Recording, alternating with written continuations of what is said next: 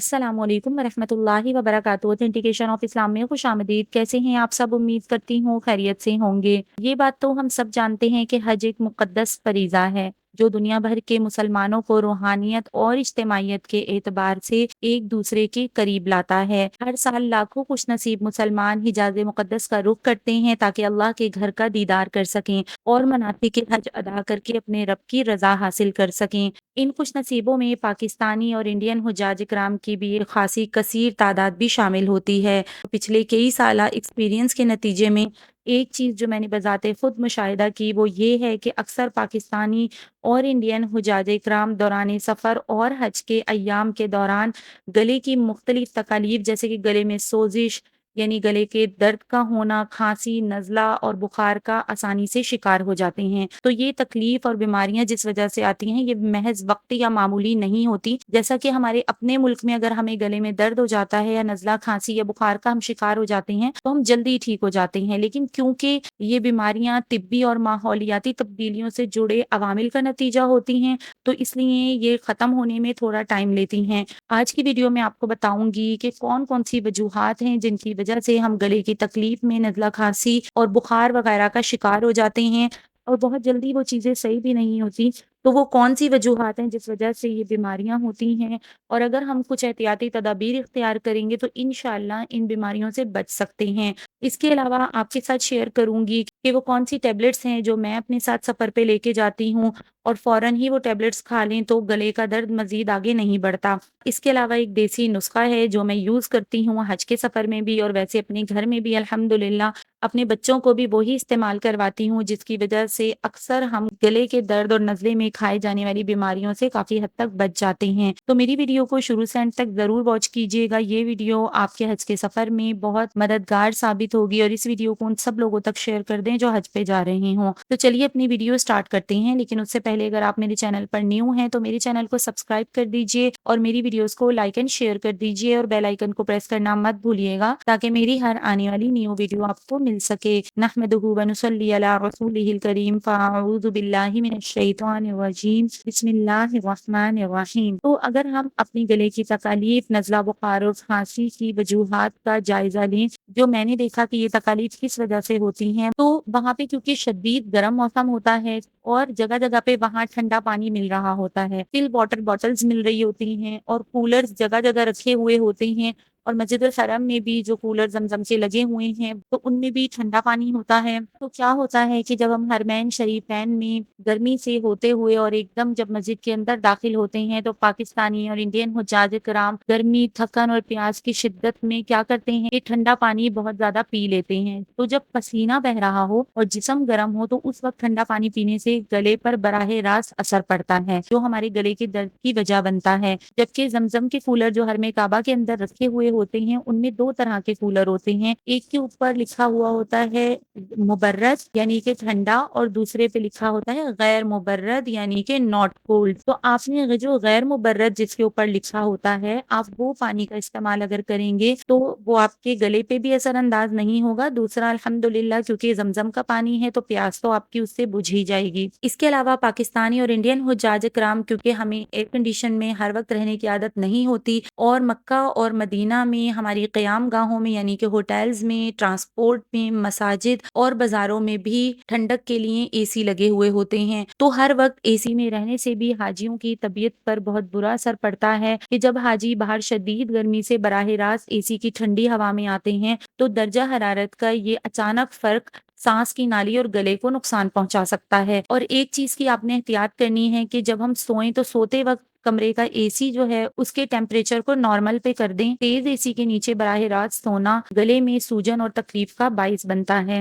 اس کے علاوہ اکثر حجاج کرام کو یہ دیکھا گیا ہے کہ گرمی کے موسم میں وہ اپنی گردن پہ گیلا تولیہ لگا لیتے ہیں تاکہ گرمی کا اثر نہ ہو، جبکہ یہ شدید نقصان دینے والی چیز ہے کہ گرمی کے بچاؤ کے لیے گیلا کپڑا گردن یا سر پر نہیں رکھنا چاہیے یا پسینے میں بھیگ کر بھیگے ہوئے کپڑوں کے ساتھ ڈائریکٹ اے سی میں آنا اور پھر اے سی میں بیٹھ बैठ के ठंडी हवा लेना, तो इन चीज़ों से भी गले का इन्फेक्शन और चेस्ट इन्फेक्शन हो सकता है। तो जैसा कि आप सब जानते हैं कि हज एक इज्तिमाई इबादत है कि सब लोग एक जगह पे कर रहे होते हैं और इसमें दुनिया के हर कोने से अफ़राद शरीक होते हैं। तो इस भीड़ में वायरस, ज़ुकाम, खाँसी, नज़ला जैसी बीमारियाँ तेज़ी से फैलती हैं। तो अगर कोई एक हाजी बीमार हो तो छींकने या खाँसने के ज़रिए दर्जनों और अफ़राद भी इससे मुतासिर हो सकते हैं। ख़ास तौर पर जब मास्क का इस्तेमाल ना किया गया हो और हज के दिनों में क्योंकि एहराम की हालत में मास्क का इस्तेमाल नहीं किया जा सकता, तो इसके लिए बेहतर ये है कि जब हमारा हज शुरू हो तो हमें किसी किस्म की गले की तकलीफ़ या नज़ला वग़ैरह ना हो। तो इस सिलसिले में अगर हुज्जाज इकराम कुछ एहतियाती तदाबीर या फिर प्रिकॉशंस इख्तियार करेंगे तो इन तकालीफ से बहुत हद तक बचा जा सकता है।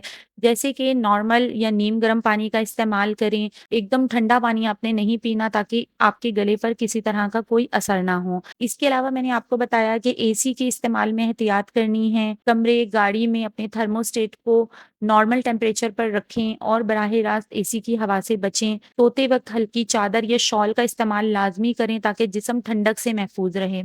तो गले और खांसी और नज़ले की एक वजह डस्ट भी बनती है, यानी डस्ट जब हमारी नाक और हमारे गले में बैठती है तो उससे हमें गले का दर्द शुरू हो जाता है। तो इसलिए बेहतर ये है कि आप हर नमाज के वक्त अपनी नाक को अच्छे तरीके से साफ करके नाक में पानी डाल के नाक को सिनकें ताकि नाक से किसी किस्म के कोई भी डस्ट हमारे गले में ना जाए। इसी तरह गर्म पानी के गरारे करें। इलेक्ट्रिक केटल आपके पास होटल में मौजूद होती है, तो जैसे ही आप देखें कि गले में थोड़ा दर्द फील हो रहा है तो उसको बढ़ने ना दें, बल्कि इलेक्ट्रिक केटल में पानी गर्म करें, उसको गिलास में डालें और रोजाना के हिसाब से नमक डाल के पानी के गरारे करें। नमक आपको आपके किचन से भी मिल जाएगा, इसके अलावा आप लेके भी जा सकते हैं।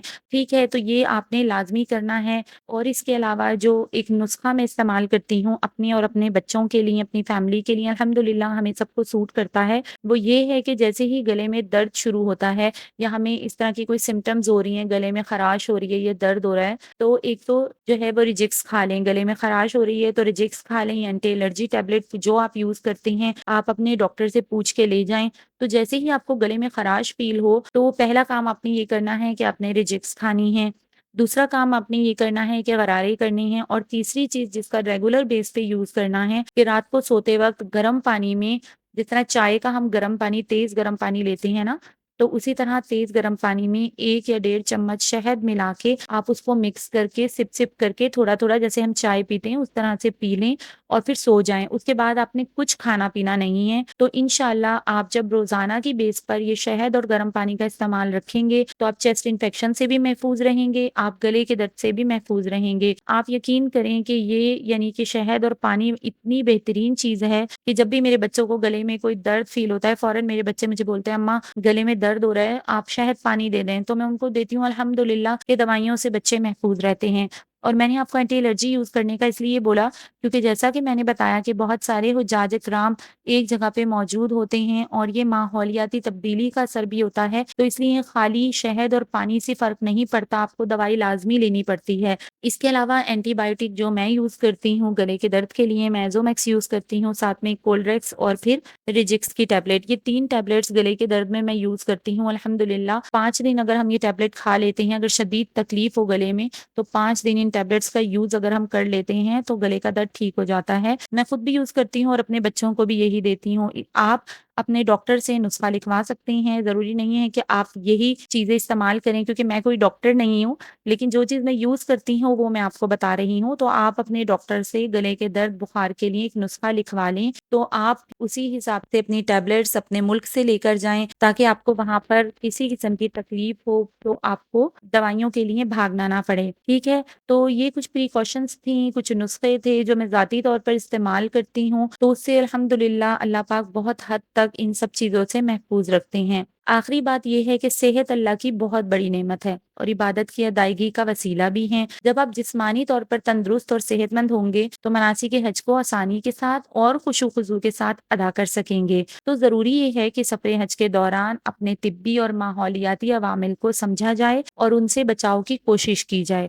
तो ये कुछ प्रिकॉशंस या एहतियाती तदाबीर थी, ना सिर्फ आपको गले के दर्द से बचाएंगी बल्कि आपके हज को बीमारी की बजाय हज मबरूर बनाने में भी मददगार साबित होंगी। अल्लाह पाक हम सबको सेहत, सलामती और اور قبولیت کے ساتھ یہ بابرکت سفر مکمل کرنے کی توفیق عطا فرمائے، آمین ثم آمین۔ مجھے اپنی دعاؤں میں یاد رکھیے گا۔ حج کے حوالے سے اور بہت ساری ویڈیوز اپلوڈ کرتی رہوں گی، اسی طرح کی اور بہت ساری اوتھینٹک ویڈیوز کے لیے دیکھتے رہیے اوتھینٹیکیشن آف اسلام۔ السلام علیکم ورحمۃ اللہ وبرکاتہ۔